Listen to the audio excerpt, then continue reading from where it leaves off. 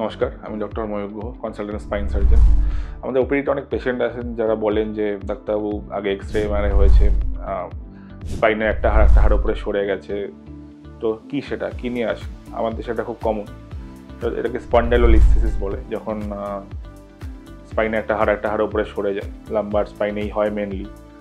সেটা বাচ্চাদের ক্ষেত্রে হতে পারে, এবং বাচ্চা মানে 10-12 বছর এবং তার একটু বেশি বাচ্চাদের ক্ষেত্রে সেটা হয়, এবং বয়স্ক লোকেদের ক্ষেত্রে হতে পারে। বাচ্চাদের ক্ষেত্রে হলে সেটাকে আমরা লাইটিগ্লিস্থেসিস বলি। সেক্ষেত্রে L5 vertebra most commonly S1 এর উপরে স্লিপ হয়, এবং আস্তে আস্তে সেটা বাড়তে এমন জায়গায় হয় যে দুটো হাড়ের মধ্যে কোনো কানেকশনই থাকে না।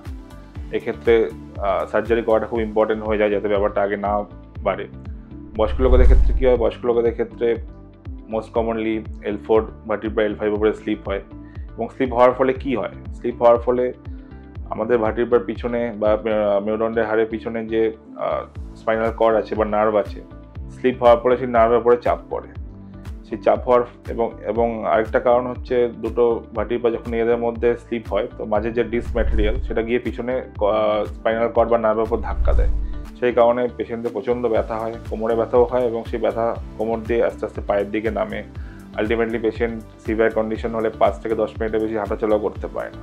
তো ট্রিটমেন্টটা কি? ট্রিটমেন্ট যদি ডিস্থেসিস হয় এবং সেটা আনস্টেবল হয়, সেক্ষেত্রে আমরা লাম্বার ফিউশন সার্জারি করি। দুটো লাম্বার ভার্টিব্রা বা স্পাইনের হাড়কে স্ক্রু দিয়ে জুড়ে দেওয়া হয়, এবং তার মাঝে একটা স্পেশাল ঢোকানো হয়, যেটাকে লাম্বার ফিউশন সার্জারি বলে। টিলিফ, এলিফ, ফোলিফ অনেক রকমভাবে করা যেতে পারে।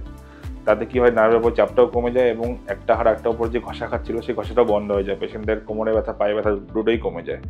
তো এই স্পন্ডাইলোলিস্থেসিস বা একটা হাড় উপরে সরে যাওয়ার, এটা খুব আর্লি ডায়াগনোসিস খুব ইম্পর্টেন্ট। কারণ আর্লি ডায়াগনোসিসে অনেক সময় আর্লি সার্জারি করলে পেশেন্টের রিকভারি বেটার হয়, এবং অনেক সময় সার্জারি করার দরকারও পড়ে না, যদি আমরা স্টেবিলিটি দিতে পারি উইথ মেডিকেশন অ্যান্ড ফিজিওথেরাপি। নমস্কার।